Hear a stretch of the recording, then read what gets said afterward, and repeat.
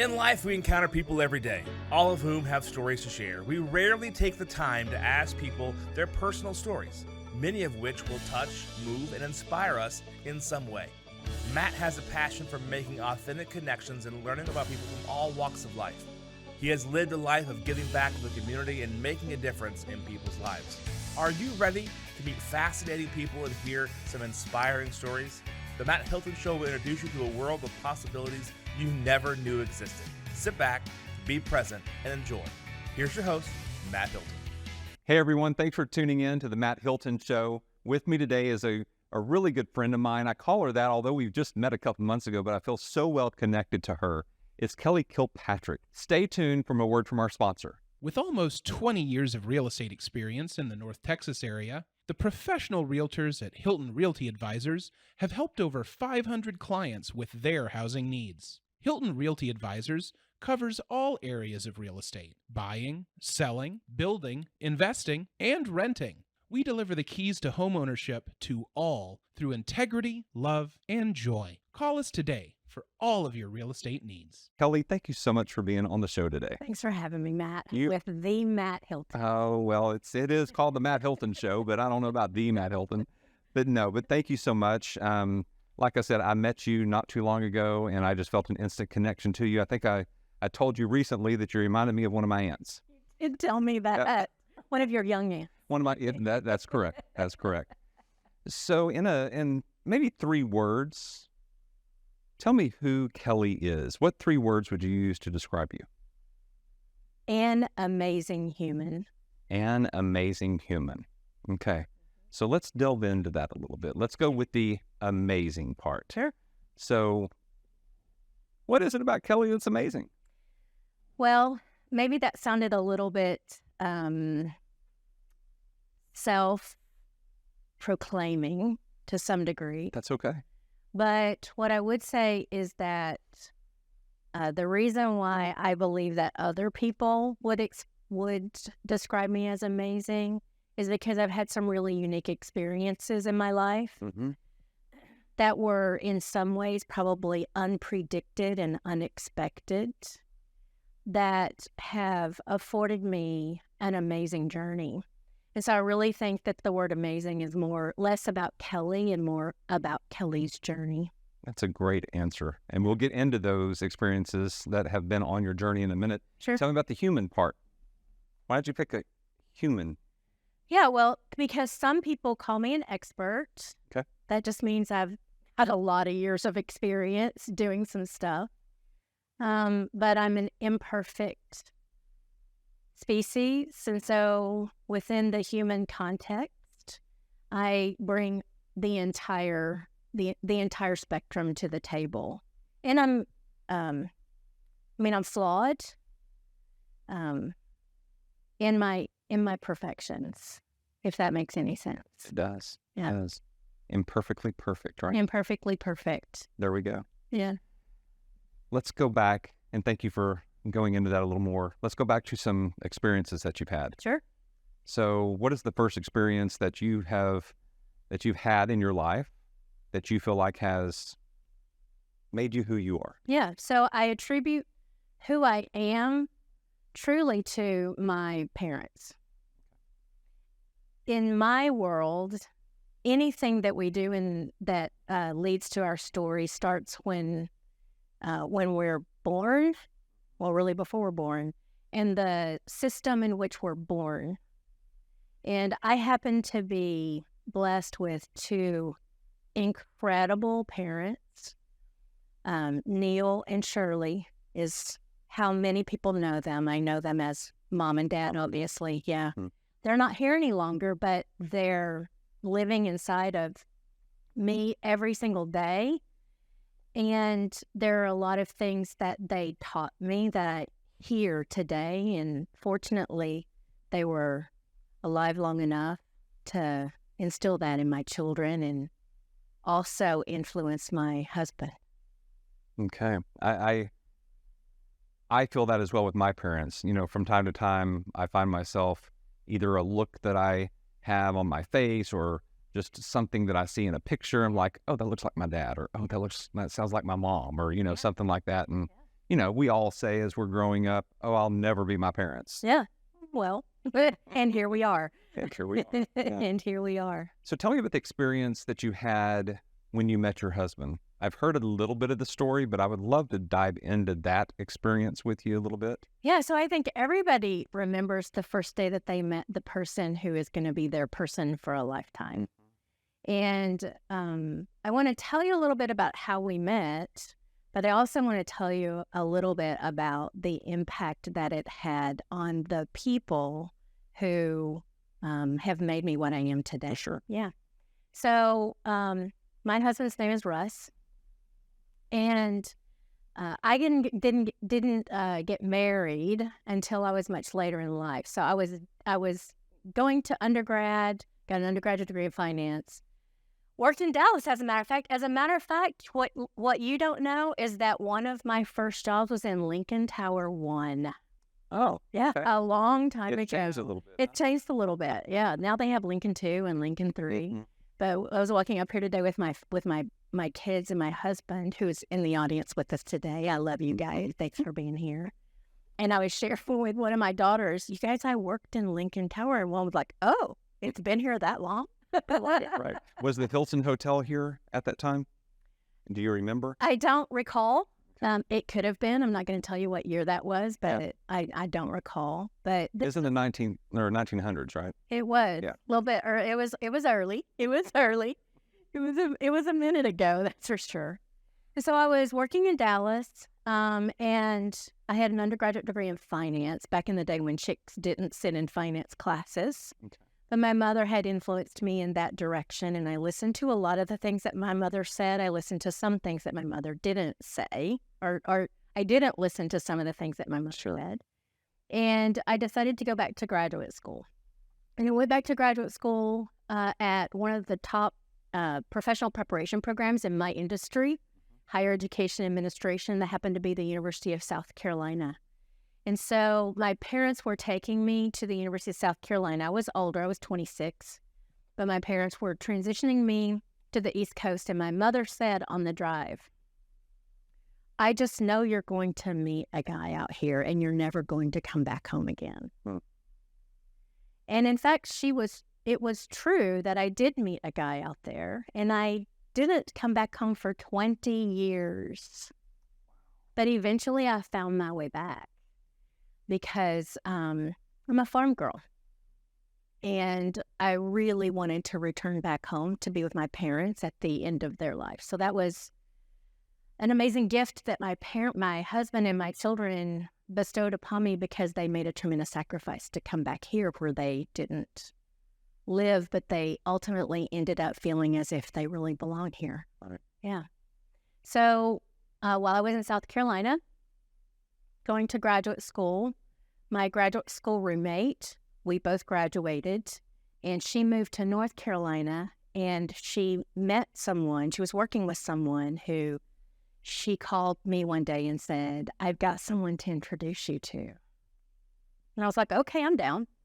Right? And so I made the drive from South Carolina to North Carolina one weekend, and she introduced me to Russ. We went to a powerlifting contest. Okay. Yeah. And was he a participant? He was not participating, but he was a bodybuilder. So he was kind of in that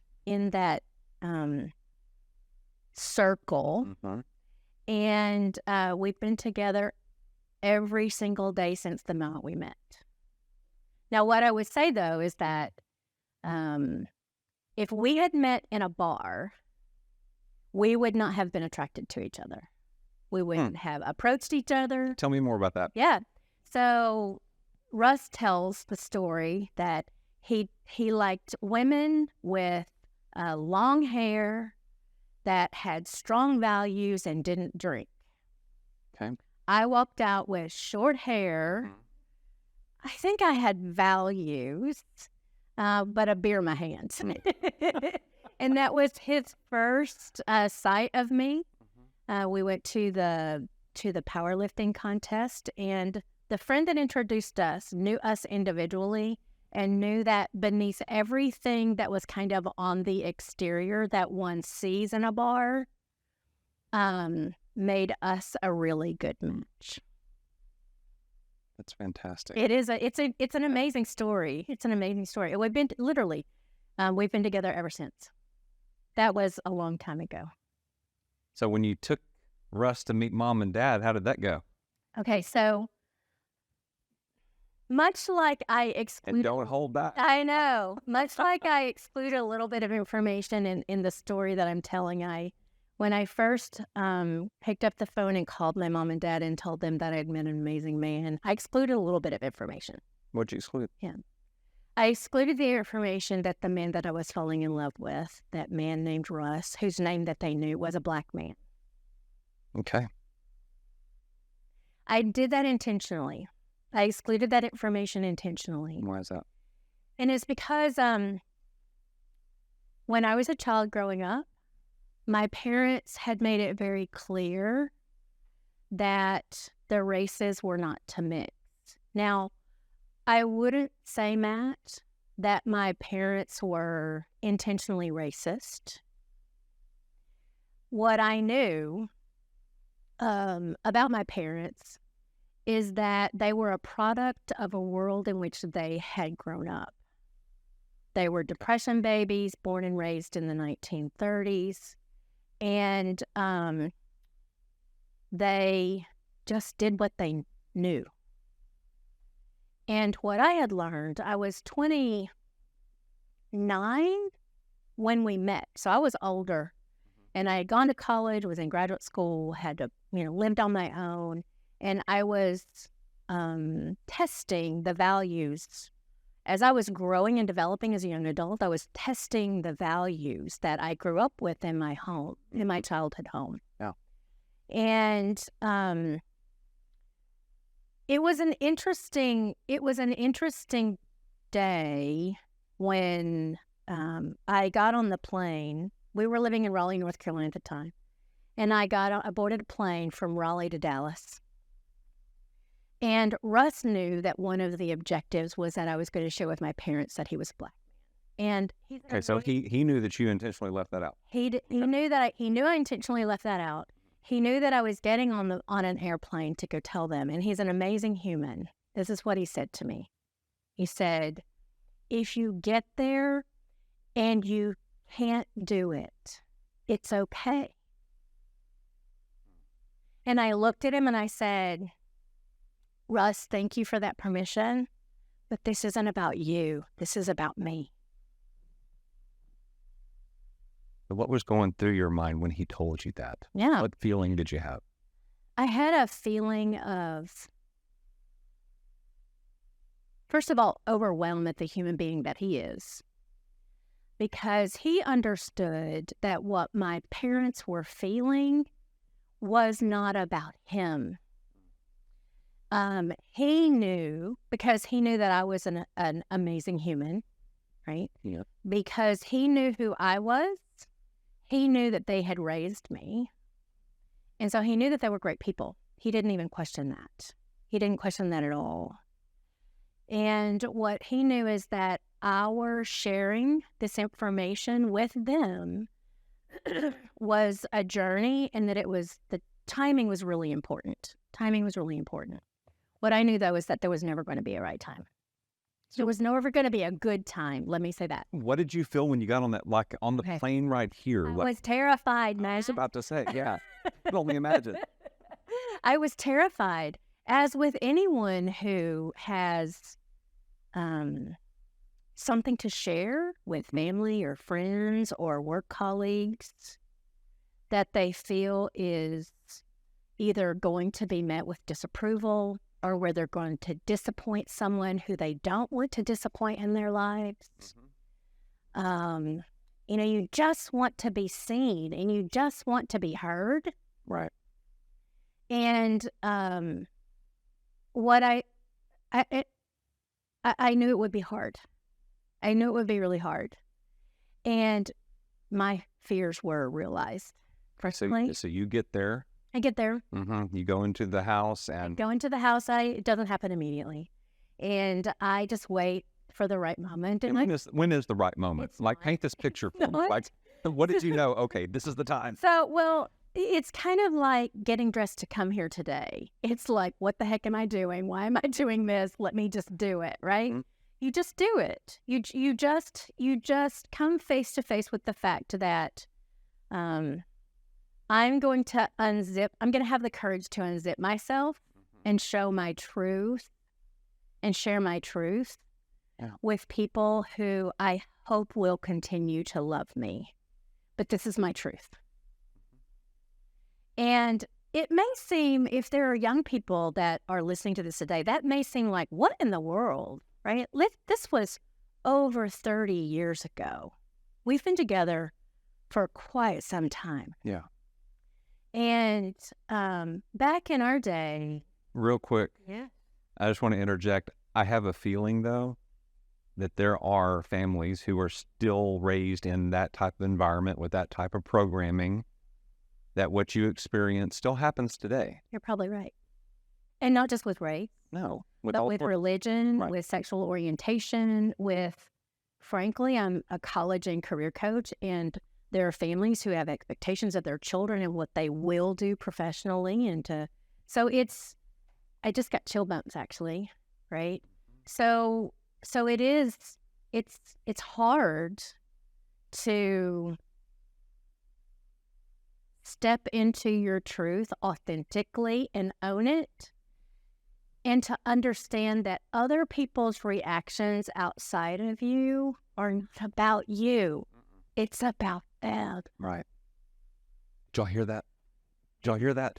It's not about you. It's about them. And I think that what we learn when we step into our truth is that we have to get other people, and this was what I learned. This is what Russ and I both learned by sharing with my family, is that you have to give them the space to be angry, and you have to give them the space to grieve if a dream that they had is not being fulfilled, like they're grieving a loss of a dream or what have you. I never questioned whether my parents loved me or not. I knew that what my parents wanted from me was they wanted the best thing for me. And so the moment that I shared with my mom, I was standing in front of a mirror getting dressed because we were having some friends over. They were having some friends over for a little barbecue. And my mom came in. She always carried a comb in her hand.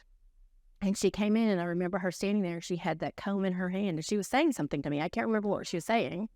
But I remember looking at her and saying, Mom, I have something to tell you. And I turned to her. I remember this as if it was yesterday. I turned to her and I said, Russ is black. I don't remember what happened after that. I don't remember the next 24 hours vividly. But what I do remember vividly is that when it came time, now mind you, my parents we live in Texas, I grew up in Texas. I flew into Dallas-Fort Worth Airport, and it's a 90-minute drive to get to the family farm. We have a farm in Northeast Texas. When it came time for my parents to take me back to the airport, they said no. They weren't going to take you back to the airport. They didn't take me back to the airport. I am not taking you back to the airport to go back to be with that man. Sit with that. Okay, and I am. And that was before Uber, before Lyft, before a lot of the conveniences we have today. Cabs, I guess, don't drive out to the family farm. Right? So did you get on a horse and ride? Yeah. What happened? So what happened? So my brother was married. My brother didn't live far from my parents. He lived on the family farm, and he was married at the time to someone who, it was his first wife. Mm-hmm. And I picked up the phone and I called her, and I said, I think you're the only one right now that is okay with being with me. Will you take me back to the airport? And she said yes. Being with you. Yeah. So those were just words in the moment. Yeah. So how were you feeling? Really, how were you feeling alone? Were you feeling scared? What were the feelings that you had? Well, I can tell you this, when I boarded the airplane to go back, I think I cried the whole way. Well, you don't know. I mean, you've just been rejected. Like you as a person feel You were rejected. rejected or Russ Yeah. was rejected? You feel you feel rejected. In the moment you feel nothing. You certainly don't feel love. Yeah. You feel rejection. Even though you know your parents love you. Even though you know our parents love you, Mhm. you feel rejection. Right. And so, there was a lot that happened between that day and August 2nd of 1997, which was when we got married. Okay. There's a lot. It's a 5-year time span in there. And Russ has some stories he can tell you about conversations he had with my parents, and I can tell you a lot of things that happened and a lot of things that were said. I'll just give you a couple of examples. My mother, now mind you, my parents are salt of the earth people. They are amazing humans. They produced amazing humans, so of course they're going to be amazing humans. And they were just doing what they knew. I always say, when you do the same, you stay the same. And so they were doing what they knew. And I'd presented them with something that I knew was going to be very difficult for them. And there were things that were said out of fear. Why is your confidence so low that the only man you believe you deserve is a black man?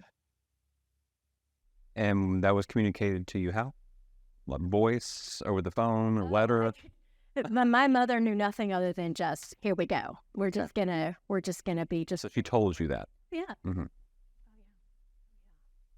To which I responded, Mom, the reason why I can be with a black man is because of how you raised me. And how confident you are. Right. And yeah.